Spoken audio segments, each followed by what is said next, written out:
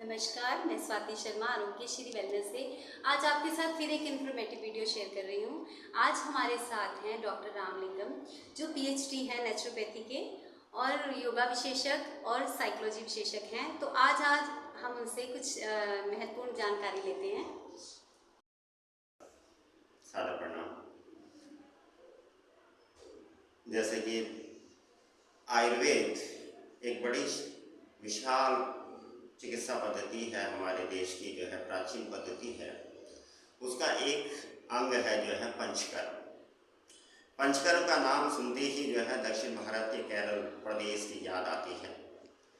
चाहे विश्व में किसी भी कोने में हो व्यक्ति, पंचकर्म का नाम सुनते ही जो है दक्षिण भारत के केरल का जो है नाम स्मरण जरूर करता है। पंचकर्म है क्या? इसको कई लोग जो है नाना प्रकार से जो है मानते हैं जो है, लेकिन हमारे जो आयुर्वेद के प्रणेता और बड़े आयुर्वेद चिकित्सक हुए हैं महर्षि चरक, उन्होंने जो है पंचकर्म को जो है 5 कर्मों में बांटा है जो है।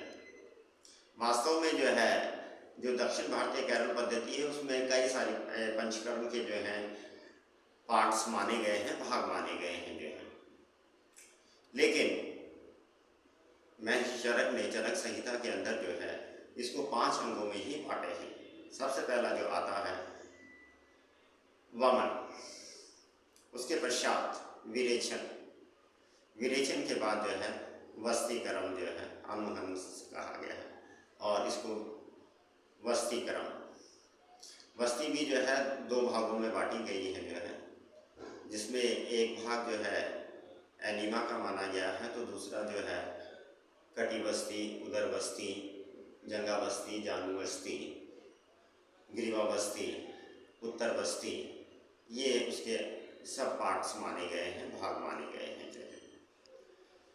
उसके बाद जो है नस्यक्रम माना गया है। नस्यक्रम के बाद जो है स्वेदन और स्नेहन, ये जो है पंचकर्म के जो है भाग आते हैं जो है। अब देखिए कि समय लोगों के पास कम रहता है, इसको समझना भी बड़ी बात है, और ये जो है बड़ी जो है डीप चिकित्सा है। इसको सिंपली मैं आपको जो है साधारण तौर पे जो साधारण मनुष्य जो है जान सके जो है, साधारण जो है प्राणी समझ सके जो है, अपने साधारण से साधारण भाषा में मैं इसको आज समझाने जा रहा हूँ। चरक संहिता के अंदर जो है सबसे पहले जो कहा गया है कर्म। कर्म का मतलब है जो आप आहार विहार कर रहे हैं वो जो है कर्म कहलाता है। वहां से आपका जो है पंचकर्म को 2 भागों में डिवाइड करते हैं, भागों में बांटते हैं। पहला आता है जो है शोधन, दूसरा आता है शमन। शोधन के अंदर शुद्धिकरण की क्रिया मानी गई है, वो पंचकर्म के द्वारा हो जाती है। दूसरा जो है कुछ औषधियों के द्वारा, हर्ब्स जिसे बोलते हैं आप जो है जड़ी बूटियां। शमन के अंदर जो है चरक संहिता के अंदर साफ कहा गया है महर्षि चरक ने जो है कि दोष हमारे शरीर के अंदर मल के अवरोध से होता है, और मल का भी मैं थोड़ा साधारण सी व्याख्या करूँगा। दोष में आपको बताऊँगा कि ये दोष क्या है। दोष जो है हमारे शरीर के अंदर जो है विद्यमान होते हैं मल के रूप में जो है, जिसे हम टॉक्सिस आज के युग में कहते हैं जो है, मॉडर्न साइंस के अंदर जो है टॉक्सिस कहा जाता है। जब टॉक्सिस बॉडी में कलेक्ट हो जाते हैं तो रोग उत्पन्न होता है, और आयुर्वेद के अंदर सिद्धांत है मला अवरोधम रोग से मूल कारणम। मल का अवरोध ही जो है रोग का मूल कारण है। टॉक्सिस का कलेक्ट होना, डिपॉजिट हो जाना, और वो कंटिन्यूएशन जो है डिपॉजिट बढ़ता जाता है तो रोग उत्पन्न होते हैं। अभी बात आता हूँ जो है दोष में जो है हमारे शरीर के अंदर जो त्रिदोष का सिद्धांत बतलाया है जो है हमारे आयुर्वेदाचार्यों ने, त्रिदोष के सिद्धांत पे ही आयुर्वेद जो है निर्धारित है जो है, बेस्ड है जो है। इसमें जो है त्रिदोष में है, सबसे पहला आता है कफ, इसके बाद आता है पित्त, फिर वात। वात पित्त कफ जो है हमारे शरीर के अंदर जो है तीनों का जो है कॉम्बिनेशन, समावेश समान रहना चाहिए। जहाँ भी किसी का भी जो है अत्यधिक हो गया, ज़्यादा हो गया, एक्सेस हो गया या कम हो गया, तो समझिए जो है हमारे शरीर के अंदर जो है मल का अवरोध होने लगता है और वहीं से जो है दोष उत्पन्न होने लगते हैं और रोग का मूल कारण होता है। अब आते हैं हम जो है पंचकर्म के बारे में। आज का जो मेरे को विषय दिया गया है वो पंचकर्म के बारे में बतलाना ही है और उसके लाभ क्या हैं। पंचकर्म जैसे मैंने बताया, ये 5 कर्म जो हैं, पहला जो है वमन।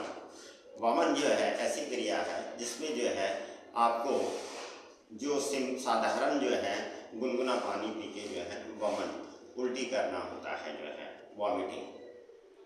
इससे क्या है कि आपका जो है वात, पित्त और कफ, इनका जो है शमन, मुख्य रूप से जो है पित्त के शमन के लिए ही वमन क्रिया बनी है जो है, क्योंकि हमारा जो है पाचन शक्ति जो है शुद्ध हो जाती है।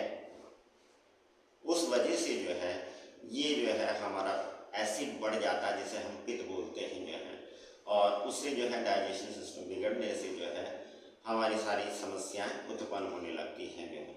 तो उसी के निराकरण के लिए, उसी को जो है निकालने के लिए वमन की क्रिया बनी है। इसके साथ साथ कफ दोष जो है वो भी दूर होते हैं जो है। अगला आता है जो है विरेचन। वमन का एक और मैं बताता हूँ कि जो लोग जो है पानी पीने के बाद भी वमन नहीं कर पाते हैं और जिनकी जो है ऐसी कैपेसिटी नहीं हो पाती है कि पानी जो है 2 से 3 लीटर पानी पी सकें, गुनगुना पानी या गर्म पानी, तो उनके लिए ये होता है कि 2-3 गिलास जो है हर्ब्स डाल के जो है, जैसे हो गए राई या सरसों जो है, या फिर जो है आपका अरंडी का तेल मिला दिया जो है, तो वो जो है थोड़ी देर पहले, 10 मिनट पहले पिला दिया जाता है। तो अपना आप जो है शरीर की प्रकृति ऐसी होती है कि उसको वमन करा देती है जो है, उल्टी करा देती है। तो इस प्रकार जो है पित्त और कफ का जो दोष है वो समाप्त हो जाता है। अगले आता है विरेचन। विरेचन में जो है देखिए कि हमारे शरीर में जो पेट में जो है हमारा मल जो है जम जाता है जो है, जो हम आहार लेते हैं वो पच के जो है बाहर नहीं निकल पाता है, या मल मूत्र जो है पसीने के द्वारा नहीं निकल पाता है, तो उसको जो है आयुर्वेद में मल कहा गया है। तो इस मल को निकालने के लिए जो है विरेचन की क्रिया है। इसके लिए जो है साधारण सा है कि आप त्रिफला, हरड़, हरितकी या जो है कुछ ऐसे जो हैं औषधियाँ हैं जैसे अरंडी का तेल, जो निरपराध जो है जुलाब माना जाता है जो है, तो वो जो है आप लेके जो है पेट की सफाई करते हैं, मल का जो है शमन करते हैं जो है, निरोध उसको निकालते हैं, डिटॉक्सिफिकेशन करते हैं, उसकी शुद्धिकरण की जाती है। यदि उससे भी नहीं होता है तो बस्ती क्रिया है एनीमा के द्वारा जो है, तो उसमें जो है आप औषधि से जो है या नींबू पानी से, जैसा आपका दोष है वो आपके जो है चिकित्सक, आयुर्वेदिक चिकित्सक नाड़ी परीक्षण के बाद आपको बताएंगे कि आपका क्या दोष है जो है, किस प्रकृति का दोष है जो है, वात का अधिक है या पित्त का या कफ का जो है, या तीनों का त्रिदोष है जो है। तो ऐसे स्थिति में जो है वो वस्ती एनीमा दी जाती है, जिसे हम आज के युग में एनीमा कहते हैं जो है। उसमें आप औषधि के द्वारा जो है, काढ़े के द्वारा या जो है साधारण नींबू पानी या कुछ ऐसी औषधि युक्त जो है तेल होते हैं, उसके द्वारा जो है एनीमा दिया जाता है। इससे जो है मल का शुद्धिकरण हो जाती है। इसके पश्चात भी जो है दोष रह जाते हैं। उन दोषों को दूर करने के लिए जो है, अब किसी को जो है कि कफ की प्रकृति है जो है, उनको अस्थमा है, ब्रोंकाइटिस है, साइनस, माइग्रेन की समस्या, हेडेक है जो है, वो जा नहीं रहा है काफ़ी समय से, और आज के युग में जो है कोरोना एक महामारी का नाम है जो आ चुकी है जो है, तो ऐसे दोषों के लिए जो है नस्यम क्रिया जो है बहुत ही कारगर है। मैंने पिछले 2 वर्ष के अंदर कोरोना के जो है 70 जो है रोगियों को ठीक किया है, केवल जो है पंचकर्म के द्वारा और कुछ आयुर्वेदिक औषधियों के द्वारा जो है।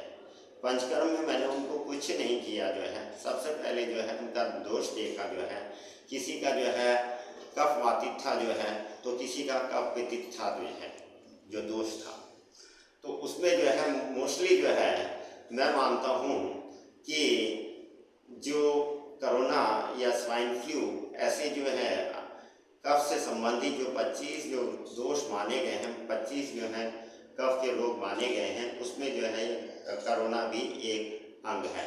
ये प्राचीन काल से है और अनंत तक चलेगा जो है। ये हमारे शरीर में व्याप्त व्याधियों दोषों से ही, मल के अवरोध से ही होता है। अब इसको मैं साधारण तौर पे जो है आपको बुरा ना लगे तो मैं बताता हूँ कि कोरोना जो है हमारे शरीर में व्याप्त जो है मल के द्वारा ही उत्पन्न होता है। मल कैसे होगा कि आप जो है कि ऐसे आहार लीजिए, तले भुने हुए मसालेदार जो हैं चिकने पदार्थ लीजिए, कफ वाले पदार्थ लीजिए जो है, मैदा का आइटम लीजिए जो है, और गरिष्ठ भोजन आप करें और रात्रि जागरण करें और तनाव में आप रहें और मल विसर्जन ना हो जो है, तो आपको निश्चित तौर पे जो है कि कोरोना रोग जो है या जो है कफ से संबंधित जो भी रोग हैं, स्वाइन फ्लू बोल लीजिए, इन्फ्लुएंजा है, निमोनिया है, ऐसे कई जो है कफ के दोष जो हैं उत्पन्न हो जाएंगे जो है, ये निश्चित है जो है।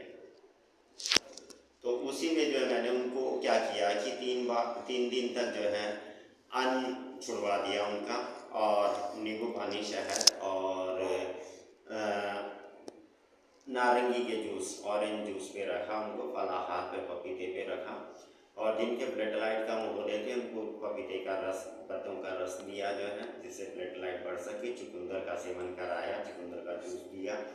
इसके साथ साथ जो है उनको जो है पंचकर्म की जो है मैंने नस्यम क्रिया और स्वेदन क्रिया की। नस्यम क्रिया में उनका जो है हेड मसाज किया, और उसके लिए जो है अणु तेल आता है जो है, और अणु तेल जिनको नहीं अवेलेबल है तो घर में जो है देसी गाय का घी जो है वो उपलब्ध होगा। देसी गाय का घी और देसी कपूर, उसको जो है आप गर्म कर लीजिए। पहले तो जो है नस्यम धूमन की क्रिया करिए जो है। धूमन में आपको क्या करना है, जैसे कि आपने कटोरी में या जो है कढ़ाई में जैसे ही आपने घी और कपूर को गर्म किया, तो उससे क्या है कि वो धुआं उठेगा जो है, स्मोक उठेगा। तो उसको जो है आप चादर से या तौलिए से ढक के जो है सर को जो है, और उसको जो है धूमन को जो है, उस स्मोक को जो है सेवन कीजिए नाक से और मुंह से, लंबा गहरा सांस भर के जो है। तो धचका लगेगा, खांसी आएगी, तो क्या होगा, कफ फट के जो है छाती से बलगम जो है वो निकल जाएगा, माथे सर में जो जकड़ा हुआ है वो कफ जो है निकल जाएगा। खांसी जरूर आएगी लेकिन वो कफ को फाड़ के निकाल देता है।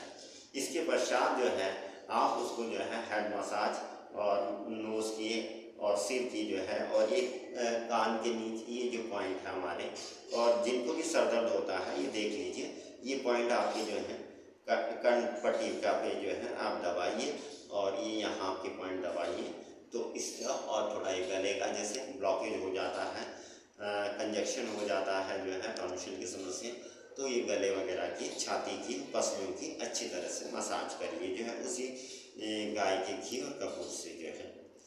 इतना मलिए कि जो है आपके सांसों में जो है कपूर और गाय के घी का जो है स्मेल आने लगे जो है।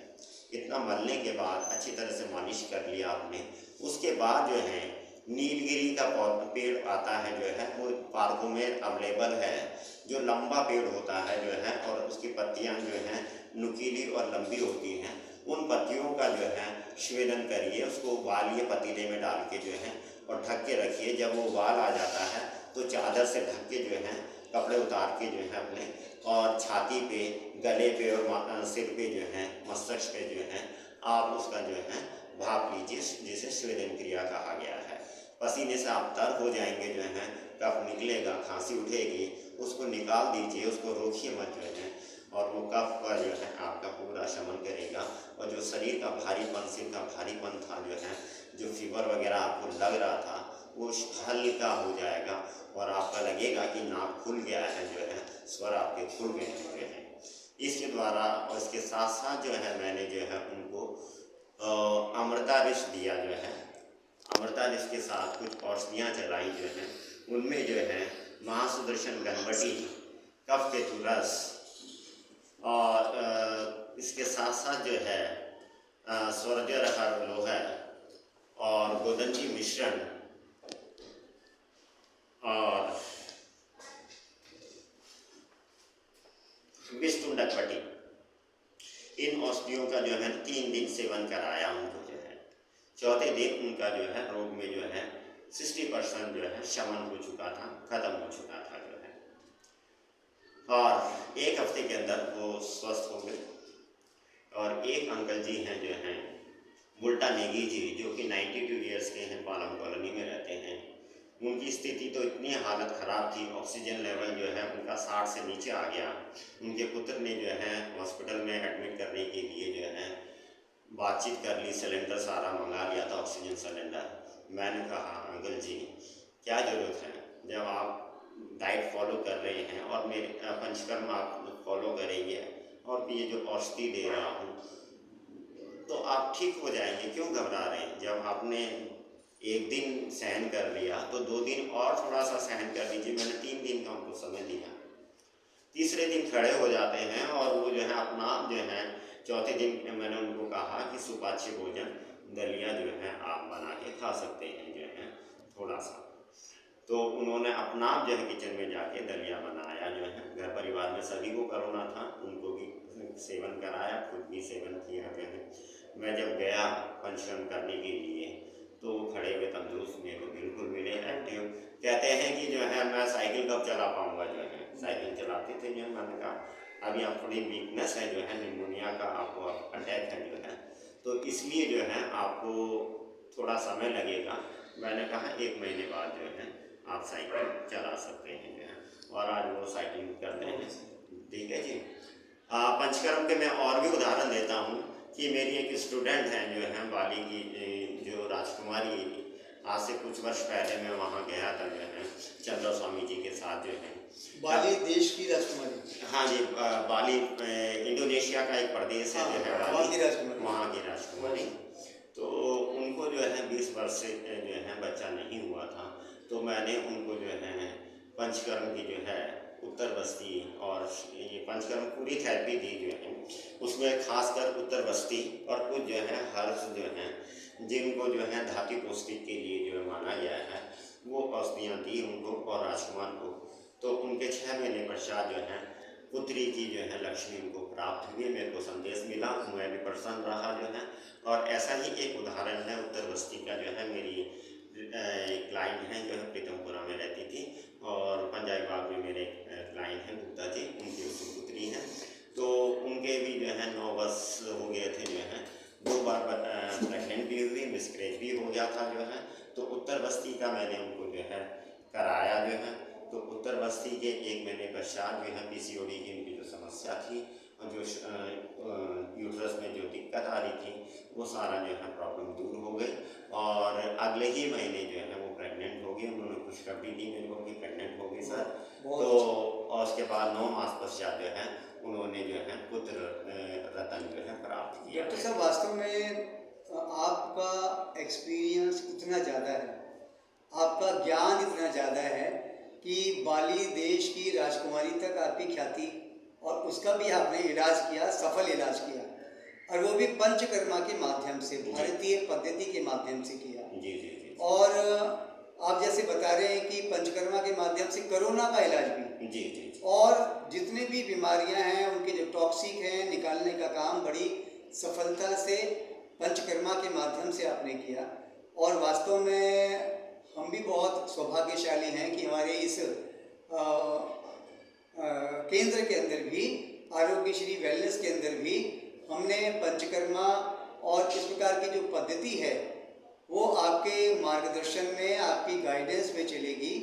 और हम लोग जितने भी हर हर्ब्स हैं, तेल है या घी है, बिल्कुल शुद्ध और आयुर्वेदिक पद्धति से, प्राकृतिक चिकित्सा की एक शुद्ध पद्धति से आप इस्तेमाल करने वाले हैं, आप इसको करने वाले हैं। तो मुझे लग रहा है कि हमारा ये जो क्षेत्र है और दिल्ली है, ये भी बहुत सौभाग्यशाली है। और मैं इन्हीं शब्दों के साथ आपका धन्यवाद करता हूँ। और एक बहुत अच्छा विषय है जो आपने लिया, बहुत अच्छी जानकारी आपने पंचकर्मा के बारे में दी, और निश्चित रूप से हम सब उससे थोड़ा सा और, क्योंकि अभी कुछ पार्ट रह गए हैं, उसको भी मैं बतलाना चाहूँगा, क्योंकि ऐसा ना हो कि जो है वो छूट जाए और कहें कि जो है कि ये अधूरा पार्ट रह गया जी, अपूर्ण ना रहे जो है। तो उसी के लिए जो है मैं आगे बढ़ता हूँ। ये नसीम के बाद जो है आपको जो है अभ्यंगम की क्रिया जो है वो स्नेहन की क्रिया में आपका पार्ट माना जाता है। इसमें स्नेहन के अंदर जो है आपका जो है कि एक तो जो है होता है कि औषधि युक्त जो है तेल जो होता है उनका जो है सेवन कराया जाता है। दूसरा जो है स्नेहन में आपका जो है फुल बॉडी मसाज, या कुछ पार्ट्स के जिनको जैसे रिलेटेड प्रॉब्लम है, जिनको आर्थराइटिस नीज की दिक्कत है, तो उनके लिए जो है पोटली क्रिया जो है और बस्ती क्रिया जो है की जाती है।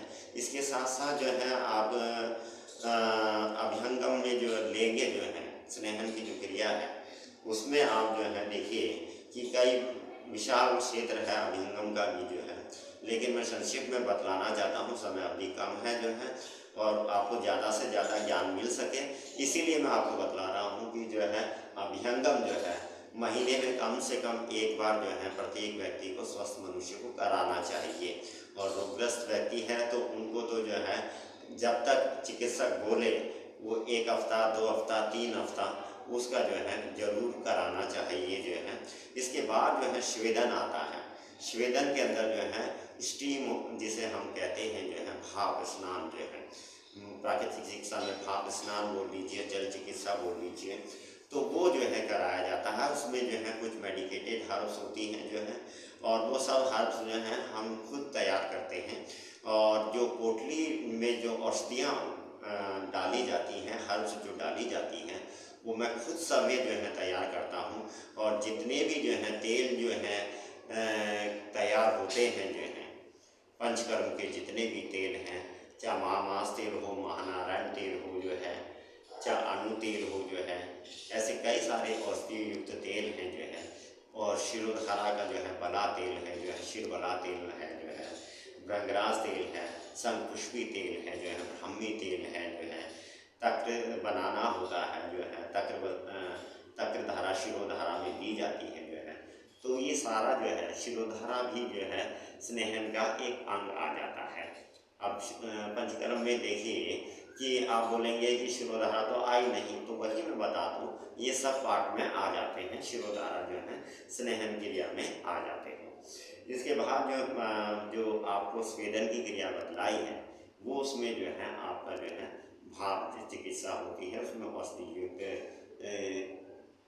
हर्ब्स जो है से भाप दी जाती है, जिससे हमारे शरीर के जो दोष जो बतलाए हैं वो जो है मुक्त हो जाते हैं। इसके पश्चात जो है आता है रक्त मोशन जो है, ये पार्ट जो है मैं बोलना नहीं चाहता क्योंकि जो है रक्त मोशन, अब चर्म रोगी लोग जो है पूछेंगे कि चर्म चिकित्सा क्या है जो है आयुर्वेद पंचकर्म के अंदर, तो उनके लिए मैं बोलता हूँ रक्त मोशन सबसे बढ़िया चिकित्सा है उनके लिए जो है। इसके साथ साथ जो है कुछ औषधियाँ हैं जो है, जैसे पुनर्वा है, भूई आंवला है, और आपका जो है चिरायता और कुटकी, ऐसी औषधि हैं जो चर्म रोगों के लिए, सोराइसिस जैसे रोग जो हैं दूर मैंने किए हैं। जो 20-25 साल के जो हैं रोगग्रस्त थे उनको जो है चिरायता कुटकी और ये पंचकर्म की पद्धति से जो है उनको जो है स्वस्थ किया है। मेन आपका आता है जो है हमारे कर्म, जो आहार विहार है, हमें ये नहीं पता होता है कि हमें क्या भोजन करना चाहिए। मन की लालसा जो आती है, इच्छा होती है कि हम ये भोजन खा लें जो है, ये इच्छा हो रही है तो हम ये खा लें जो है। आज समोसा खाने का मन कर रहा है, आज जलेबी, आज जो है पकवान खाना है जी, आज जो है पूड़ी, आज छोले भटूरे खाने हैं जी, आज जो है मोमोज खाना है। तो ये सारा जो है देखिए कि ये दोष का कारण है, क्योंकि ये जो है जो जिस भी तेल, आज जो तेल यूज़ हो रहा है, मसाले यूज़ हो रहे हैं, उसमें ज़्यादातर केमिकल यूज़ हो रहा है और वो केमिकल जाके हमारे लिवर और किडनी, हमारे दो ऐसे अंग हैं, उनको अफेक्ट कर रहे हैं। यही महत्वपूर्ण अंग माने गए हैं। हमारे शरीर में जो धातु को जो है बनाते हैं, वो ये दो अंग का कार्य जो है बहुत महत्वपूर्ण है जो है। तो ये जो है जब कुफित इसमें जो है दोष उत्पन्न हो जाता है तो हम रोगग्रस्त हो जाते हैं। तो आप पंचकर्म अपनाएं। और मैं आरोग्यश्री वेलनेस केंद्र से जुड़ा हूँ, क्योंकि मैं यहाँ का चिकित्सक भी हूँ। जैसे कि डॉक्टर कुलदीप चौहान जी ने मेरे को आमंत्रित किया है इस केंद्र से जुड़ने के लिए, तो मैंने इनको निराश नहीं किया है। और मैं चाहता हूँ कि ये पद्धति जो है इसका ज़्यादा से ज़्यादा विस्तार हो, प्रचार हो। हमारी भारतीय प्राचीन पद्धति का जो है लाभ उठा के जो है हम कई रोगों से मुक्ति प्राप्त कर सकते हैं। और मैंने जैसे बतलाया है, मैंने 70 पेशेंट किए हैं कोरोना के, उनको कोई भी जो है ज़्यादा औषधि नहीं, 3 दिन औषधि का सेवन कराया, जैसे मैंने बतलाया उन्हीं औषधियों का सेवन कराया जो है, और पंचकर्म की थेरेपी दी, और कर्म जो आहार विहार उनको जो पालन कराया, उनसे वो स्वस्थ हो गए। इन्हीं शब्दों के साथ मैं विराम देता हूँ। धन्यवाद। डॉक्टर रामलिंगम जी का, जो बहुत ही प्रसिद्ध चिकित्सक हैं, प्राकृतिक चिकित्सा के और योग के एक्सपर्ट हैं, मैं भी हार्दिक धन्यवाद करता हूँ। और आरोग्यश्री वेलनेस की ओर से जितने भी श्रोता हैं, मैं उन सबको आह्वान करता हूँ कि आप वास्तविक चिकित्सा पद्धति, प्राकृतिक चिकित्सा और योग और आयुर्वेद, उसकी शरण में आएंगे तो सदैव स्वस्थ रहेंगे। सबको शुभकामनाएं। धन्यवाद।